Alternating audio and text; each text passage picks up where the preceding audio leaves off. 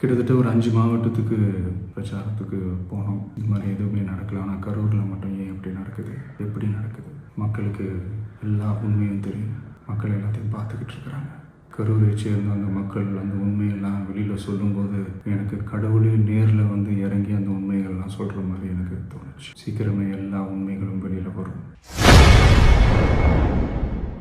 கரூரில் நடைபெற்ற சம்பவம் சந்தேகத்திற்கு இடமளிப்பதாக உள்ளதாகவும் விரைவில் இது குறித்த உண்மை வெளியே வரும் என தமிழக வெற்றிக் கழக தலைவர் விஜய் வீடியோ வெளியிட்டுள்ளார். அனைவருக்கும் வணக்கம். என் லைஃப்பில் இந்த மாதிரி ஒரு பெயின்ஃபுல்லான ஒரு சுச்சுவேஷனை நான் ஃபேஸ் பண்ணதே கிடையாது. மனசு முழுக்க வலி மட்டும்தான். இந்த சுற்றுப்பயணத்தில் என்னென்ன மக்கள் பார்க்க வராங்க, அதுக்கு ஒரே ஒரு காரணம் தான், அவங்க என் மேலே வச்சிருக்கிற அன்பும் பாசம். அந்த அன்புக்கும் பாசத்துக்கும் நான் எப்பவும் கடமைப்பட்டிருக்கிறேன். அதனால தான் இந்த சுற்றுப்பயணத்தில் மற்ற எல்லா விஷயங்களையும் தாண்டி மக்களுடைய சேஃப்டி, அதில் எந்த காம்ப்ரமைஸும் பண்ணிடக்கூடாதுன்றதுக்காக தான் அது என் மனசில் ரொம்ப ஆழமாக இருக்கும் அந்த எண்ணம். அதனால தான் இந்த அரசியல் காரணங்கள் எல்லாத்தையும் தவிர்த்துட்டு ஒதுக்கி வச்சுட்டு மக்களுடைய சேஃப்டி மட்டும் மைண்டில் வச்சுக்கிட்டு அதுக்கான இடங்களை சூஸ் பண்ணுறது, அதுக்கான இடங்களை பார்த்து பெர்மிஷன் கேட்குறது, போலீஸ் டிபார்ட்மெண்ட்டில் அதை ரிக்வெஸ்ட் பண்ணி கேட்போம். ஆனால்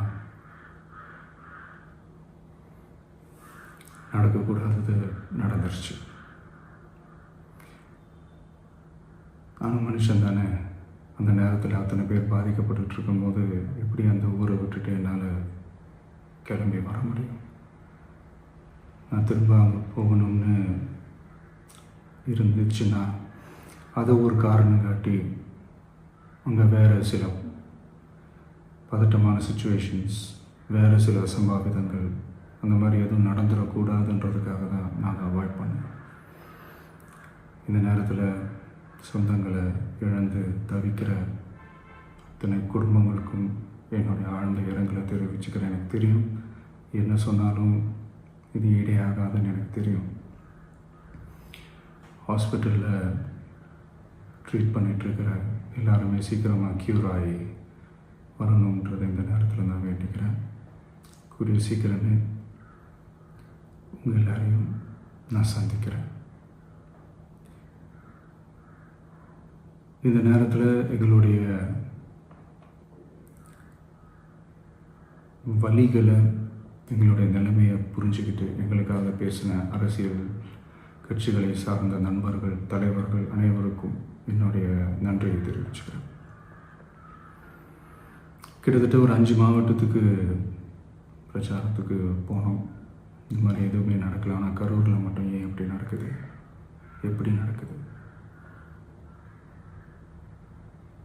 மக்களுக்கு எல்லா உண்மையும் தெரியும். மக்கள் எல்லாத்தையும் பார்த்துக்கிட்டு இருக்கிறாங்க.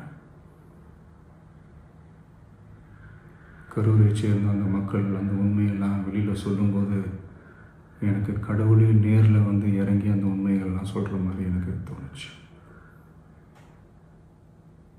சீக்கிரமே எல்லா உண்மைகளும் வெளியில் வரும்.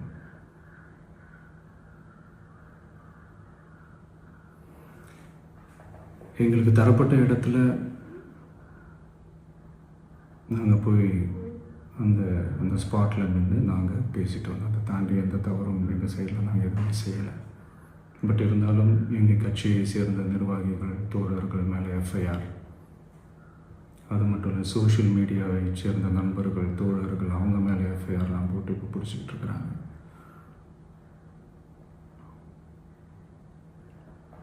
சிஎம் சார், உங்களுக்கு ஏதாவது இந்த பழி வாங்கணும் அப்படின்ற எண்ணம் ஏதாவது இருந்துச்சுன்னா என்ன வேணாலும் பண்ணுங்க. அவங்க மேலே கை வைக்காதீங்க.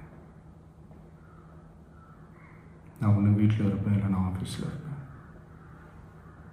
என்ன வேணாலும் செய்யுங்க.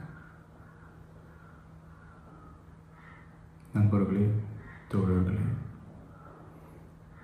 நம்மளுடைய அரசியல் பயணம் இன்னும் ஸ்ட்ராங்காக, இன்னும் தைரியத்தோட கண்டினியூ ஆகும். தேங்க்யூ.